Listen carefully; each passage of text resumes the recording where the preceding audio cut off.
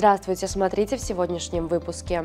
Туркменистан отправил 2000 тонн СПГ в Киргизстан. Сердар Бердымухамедов поздравил президента Лаоса с 30-летием установления дипотношений. Туркменские студенты получили приз на Международном культурном вечере в Малайзии и другие новости.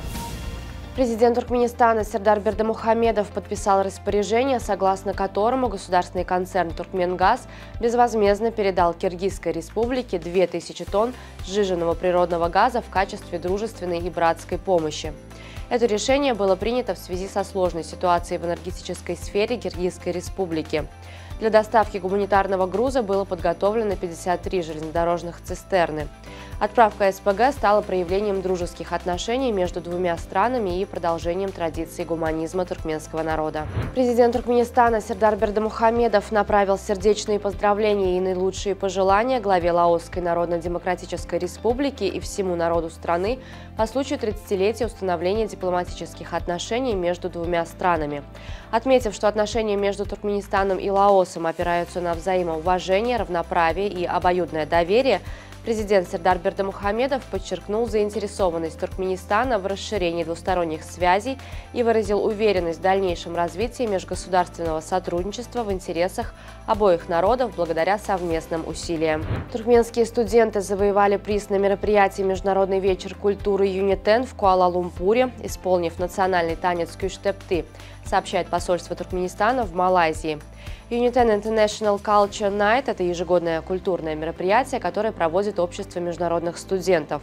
На этом празднике разнообразия и таланта выступают студенты из разных стран, представляя свои национальные костюмы, танцы, песни, театральные постановки и другие элементы культуры. Герой Туркменистана Олег Кононенко, командир отряда космонавтов, вписал свое имя в историю космонавтики, став рекордсменом по суммарному пребыванию на орбите.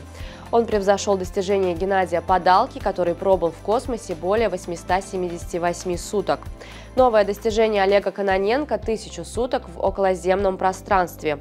В июне он отметит свое 60-летие на орбите, а к концу годовой экспедиции его рекорд будет еще более внушительным. В данный момент Кононенко совершает 5-й за свою карьеру космический полет. В Москве прошла ежегодная традиционная встреча министра иностранных дел России Сергея Лаврова с послами стран СНГ. В ней принял участие и посол Туркменистана в РФ Эсен Айдогдыев. Целью мероприятия стало подведение итогов сотрудничества в рамках Содружества в 2023 году и рассмотрение планов на будущее.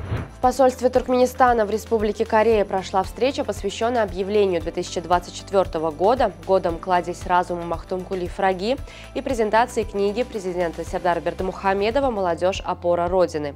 В мероприятии приняли участие туркменские студенты, обучающиеся в Республике Корея. Посол Туркменистана Беген Чдурдыев в своем выступлении отметил великое значение творческого наследия Махтумкули Фраги, призывающего к единству и гуманизму. Также была представлена книга президента Туркменистана, имеющая большое значение для воспитания подрастающего поколения.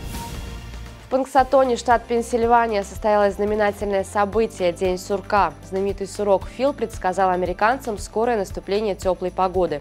Традиционно участники праздника собрались в лесу Гоблер-Сноп, чтобы стать свидетелями пробуждения Фила. Если бы он, выйдя из норы, испугался своей тени, это означало бы еще 6 недель зимы. Но к всеобщей радости сурок не увидел тени, что сулит раннюю весну. Журнал Vogue представил палитру трендовых цветов на 2024 год, которая порадует как любителей ярких красок, так и ценителей спокойной классики. Синий, красный и оранжевый – эти 3 цвета станут настоящими хитами весны и лета. Серый, нюдовые тона и постельные оттенки для тех, кто предпочитает более сдержанную цветовую гамму. Яркие броские аксессуары добавят изюминку любому образу. Биологи из США совершили настоящий прорыв. Впервые в истории им удалось создать на 3D-принтере ткань человеческого мозга, которая способна расти и функционировать как настоящая. В отличие от традиционных методов 3D-печати, где слои материала накладываются друг на друга вертикально, в данном случае ученые применили горизонтальную ориентацию. Клетки мозга располагались бок о бок, подобно карандашам на столе. Для обеспечения необходимой структуры и поддержки нейронных связей использовался специальный мягкий гель. В Ашхабаде прошел фестиваль детского футбола. В нем приняли участие около 100 детей в возрасте 10-12 лет. Футбольный праздник проходил в формате игровых занятий, основу которых составляли базовые технические элементы футбола. На поле расположились несколько станций, на каждой дети выполняли различные упражнения, наносили удары по воротам и участвовали в состязаниях.